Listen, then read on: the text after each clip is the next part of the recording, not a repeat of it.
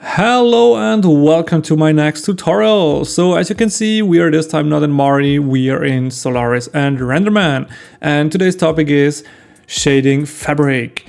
I think shading fabric is quite difficult because we cannot put any of this fancy scratches, rust and edge damage onto our surface to make it look cool and detailed. Of course, there are some fabrics where you have some wear and tear, but I think the simpler the fabric or the cleaner the fabric is, the harder it is to make it believable. So fabric actually comes a lot, the realism comes a lot from the folds and the wrinkles, which would be definitely a model thing.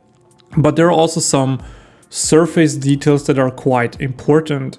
And for fabric, actually, we need a whole lot of texture resolution. And that brings me actually to the first and probably one of the most important points when we shade fabric. And that is that we are not doing the tileable or the tiling of the tileable textures instead of our texturing package. Why we are not using Substance Painter and Mari to bake this tiled fabric pattern in is because there we are limited by the texture resolution or by the UV resolution when we export our textures. So if we have, let's say, a 4K texture and we tile our tileable in there 5 times, we still only will get 4K out of it. When we are using the tileables directly in the shader on our UVs, we are not bound on this export resolution like we are in Substance Painter or Mari. So this actually will give us technically infinite resolution for our textures, which is exactly what we want for all these micro details we see in a fabric. There are small little details I go over in a bit that also play an important role to make it believable in the end. But as you can see, I'm using here Llama, and actually, Llama is from ILM and is integrated into RenderMan, but the shading principle is quite easy if you ask me. So we just have here the specular, we have here the diffuse, and here we have the sheen, or also so-called fuzz. So on a Uber shader, this would look like that. So pixel surface. So our maps, we would just plug into diffuse input, the specular input, fuzz, and also in the corresponding normal input there, and then you get the same result. So as you can see, I'm using just maps we are known already. So we have the AO, we have the albedo, we have roughness, we have bump, we have displacement, and then we have here a second displacement where we get to in just a bit. So here I'm just color correct here the base texture. I'm using actually from Quixel this texture pack where we get all these maps, and I just changed the blue to this red tone. As you can see, I'm also piping here the same albedo color to the sheen. The sheen is actually mimicking these microfibers that are standing away from our surface. And what I also often like to do is I color correct them a bit brighter. In this case, I didn't do it, but we can actually do it together. This is the wrong one. We want to have the color correct. So here, and then we can just plug it in, and then we just boost it a bit in the brightness. So it's not too crazy, just a tiny bit, maybe something like that, maybe less, depends on the fabric you want to shade or the look you want to get. And then we kind of fake a bit of a tiny rim light that is illuminating these microfibers. So then I think an important role is played by the bump. And the bump is something we have to tweak very carefully. So if we are going too crazy with the bump, then everything will look a bit off as well. If we are too low, then we are also missing out a bit on these fibers and these micro details. So there it actually is good when you spend a bit time. My recommendation, start low, increasing it, and when it's a tiny bit too strong, then go back a bit, and then you probably found your value. So here's the roughness map that I'm just grading a bit. I just make it a bit rougher because in my case I wanted to have a tiny bit more of a rougher surface. Nothing really crazy here. So for the displacement, actually RenderMan offers a very cool system where we can blend displacement maps super easily together. So this node actually helps us to shift them over to a midpoint of 0. And then here we actually can just add 2 displacements or more together. You ask now, what 2 displacement? And here actually I have another displacement, and that's, drumroll, paper. So in this paper texture, I actually use the displacement or the bump, I forgot actually.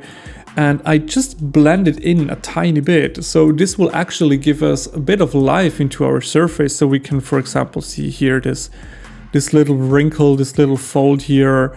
Also here it actually breaks it up a bit, here a bit as well on the side. So it just brings in a bit of kind of like small little kinks. And this actually adds a bit of life to our fabric, which is exactly what we want. So the fabric actually is not pure plain unless you just let it plain on a ground. But this trick is actually pretty cool to blend in a tiny bit of details.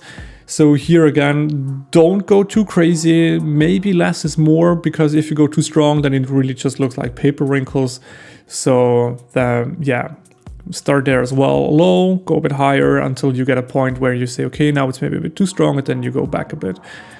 Here I tiled it a tiny bit differently, so here I only tiled 4 times, while my main fabric pattern is tiled 20 times, that I get here this microfiber kind of look I want. So there's one thing I have left out, which is a cool little trick, and this is the AO map, using it as an opacity map. So we know the ambient occlusion map is from black to white, what means in our case we want to use the black as there's nothing present, and white there's something present. And we can actually grade that a bit, so we crank up the black a bit, or depends on the AO map, you maybe want to increase a bit the white presence, or you can fine tune it a bit in between to get there an opacity map you probably want. We can actually have a look on that if you want. So we can actually grab here the RGB output, hook it up here, and then we hook that up to our shader here. So shader output. And then I think I have to zoom in a bit, so give it a quick second to load it here into the render engine, and then we can zoom in here in the viewport, and we should see it. Actually, it's a bit slower because I'm recording, otherwise it's a bit faster. But yeah, there we go. So let's zoom in. I hope you can see it through the YouTube codec.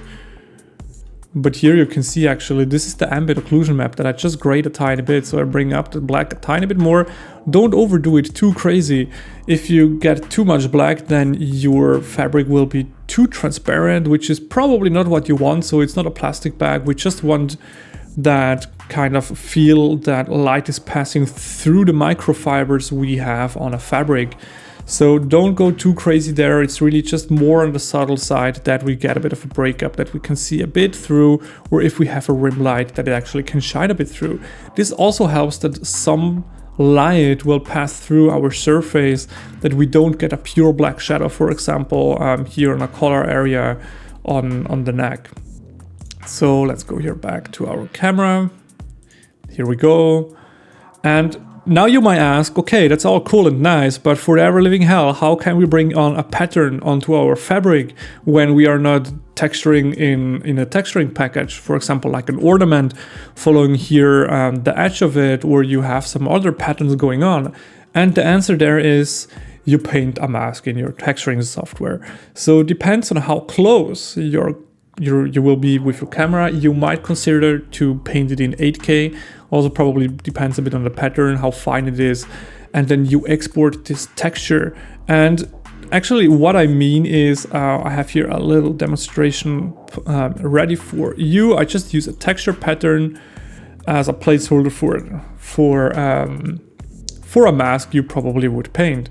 So I have here the checker pattern. We need here the manifold as well, so we can tile it. So let's get here the manifold, hook it up, and probably tile it like, I don't know, 6 times. I don't know. We will see. And here I just have a gold. So in your case, you will probably have just 2 materials, pixel surface, like that, and then you will have a second or Arnold material, and then you use a mix shader. So you just mix them both together, and then you're using the mask to drive where you have which material. And how that looks like will be just in a second here in the viewport. So I repeat, here I just use a checker pattern to simulate a mask you probably have painted inside of Substance Painter or Mari in high resolution, and then we feed that in to get this pattern. So as you can see here, we get the pattern. We can also make it smaller. So let's tile it maybe 20 times, and then you can see it will just be smaller. And this is how you can add a nice pattern to your fabric. So let's say you have some stitches. You can do the same with stitches as well. So you just export there a mask, and then you just drive that in the displacement a tiny bit that you displace where you have this detail. Same with dirt. If your fabric is dirty, you paint a mask for where it is dirty. And then maybe depends on the resolution of your dirt, you just paint the dirt inside of your texture package and feed it into the second material. So here, for example, this is our fabric, and then this is our dirt. Or you can use the same trick for the dirt as well to get as much details as possible, and you just tile it inside of the shaders. So then you can just blend that together with a mix shader, and then you get it as well. So I hope you get the idea of it, and this will elevate your surfacing for fabric and will give you nice realistic result. So yeah, then happy rendering, and we see us next time. Bye bye.